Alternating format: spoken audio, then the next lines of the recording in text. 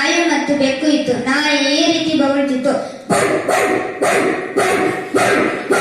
ಮತ್ತೆ ಬೆಕ್ಕು ಈ ರೀತಿ ಕೂಗುತ್ತಿತ್ತು.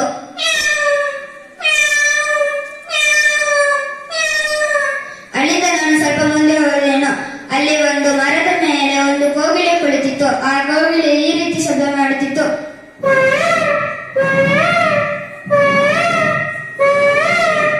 ಕೂಗುತ್ತಿತ್ತು.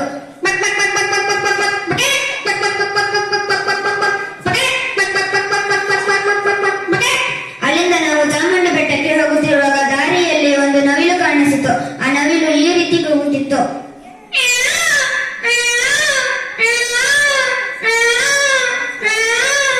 ಅಲ್ಲಿಂದ ನಾವು ನಮ್ಮ ಅಣ್ಣನ ಬೈಕಿನಲ್ಲಿ ಹೋಗುತ್ತಿರುವಾಗ ನಮ್ಮ ಅಣ್ಣನ ಬೈಕು ಈ ರೀತಿ ಶಬ್ದ ಮಾಡುತ್ತಿತ್ತು.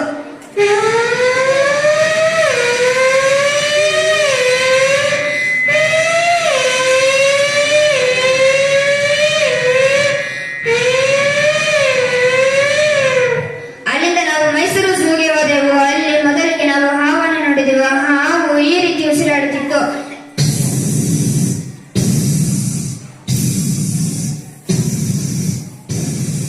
ಅಲ್ಲಿಂದ ನಾವು ಮನೆಗೆ ಬರುತ್ತಿರುವಾಗ ದಾರಿಯಲ್ಲಿ ಒಂದು ಮೇಕೆ ಕಾಣಿಸಿತು. ಆ ಮೇಕೆ ಈ ರೀತಿ ಕೂಗುತ್ತಿತ್ತು.